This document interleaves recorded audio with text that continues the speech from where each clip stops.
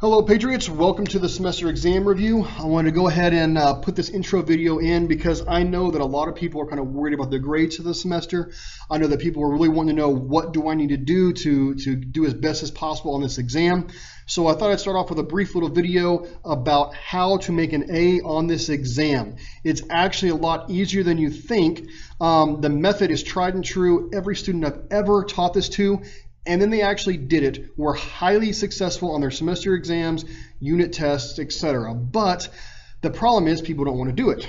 So I promise you, if you do this all the way through, either over the weekend or before I see you for your test, whatever day that is, I guarantee you're going to up your chances for success. And if you do this and you still fail, please come see me, because I guarantee you there's a 100% money back guarantee, even though you paid nothing. All right, so no, I'm not refunding your parents' taxes. Okay, so how to make an A on the exam. Here is the idea.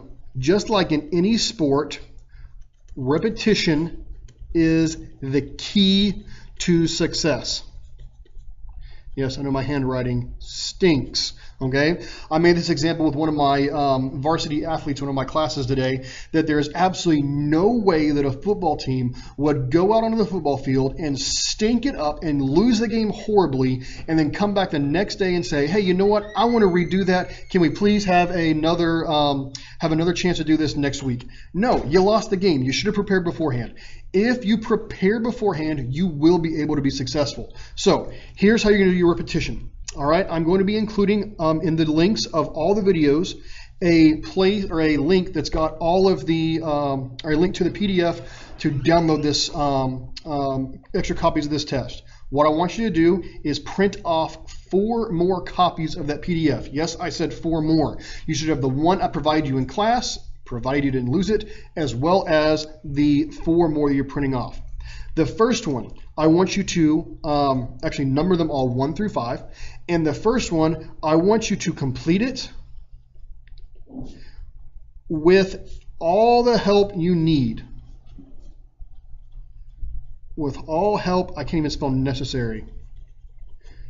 Good thing you're not grading me on spelling on YouTube. All right, complete with all help necessary. Hey, if you have to go through and copy everything that I do in the 4 videos down, by all means, go ahead. I went through and I just completed all 4 of those reviews. It took me about an hour to complete the entire thing, but I mean, it should take you about the same time if you're just watching them all the way through. Copy the entire thing down. Hey, can you prop the door so that we don't have the creaking and stomping and everything?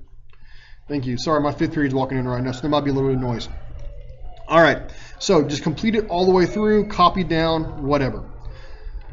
Then take a small break. Please take a break here. Do not do all this in one sitting. Take a break. A couple hours later, next morning, whatever, come back, and I want you to complete all the way through past number 2. Complete with help if needed. Okay?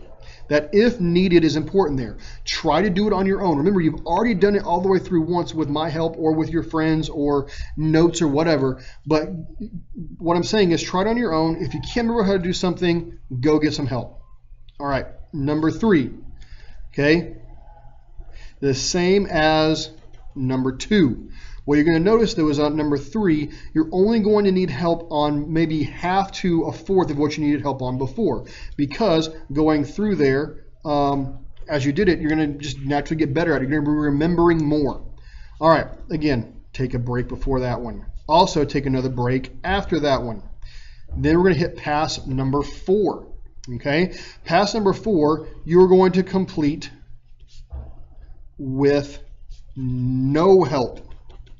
Now, what I mean by that is take everything else, put it aside.